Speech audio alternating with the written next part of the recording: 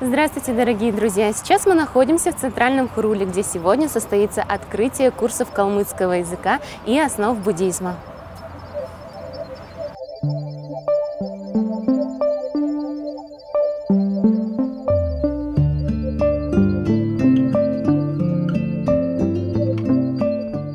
На церемонии открытия с приветственным словом выступили настоятель Центрального Хурула Мутылгеше, монахи Центрального Хурула Санангелюнг и Саналгелюнг, доцент Калмыцкого государственного университета, кандидат филологических наук Сергей Николаевич Артаев и руководитель молодежной общественной организации Республики Калмыкия Бумба Юрий Кикеев. Сегодня у нас было торжественное начало наших курсов. Это у нас такая практика с прошлого года тоже есть.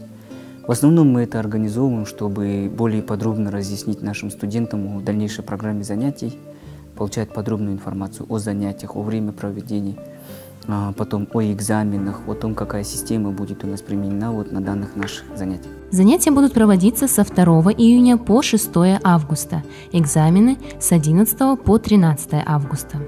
Курсы основ буддизма будут разделяться на 2 занятия – по обрядовой системе и по философии. Курсы калмыцкого языка будут включать в себя изучение разговорной речи, народного эпоса джангар и калмыцких сказок на родном языке. Главное отличие этих курсов, во-первых, у нас будет 3 экзамена в этом году. То есть у нас включен в программу также и экзамен наизусть. То есть у нас есть в этом году будет 2 занятия по основам буддизма, то есть по обрядовой системе. Там будут преподаваться мантры, также туда входит иткл и сутра сердца на калмыцком языке. И мы будем это в плане экзаменов уже экзаменовать наших студентов, все мантры и эти 2 текста. Помимо этого они могут заучивать и программу, по которой у нас проходит занятия по философии, это выдержки из текста Ламрим. В этом году мы выбрали темы это прибежище и карма.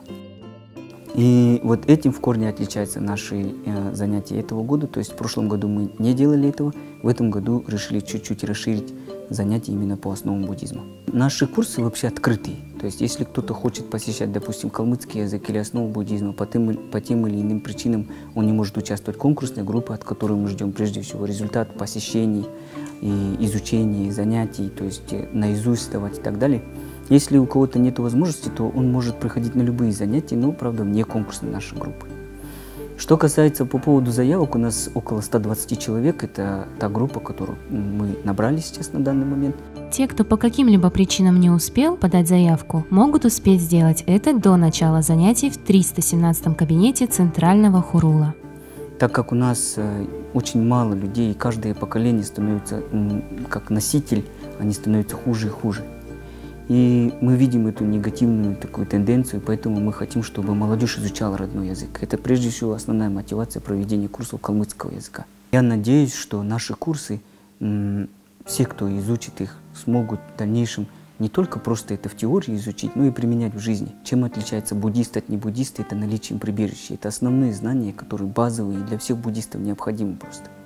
И вот мы стараемся, чтобы наши студенты узнали именно эти основные темы, чтобы могли в дальнейшем уже в повседневной жизни как-то стараться практиковать буддизм, уже чтобы он приносил для них лично пользу. Это основная мотивация, почему мы организовываем эти курсы.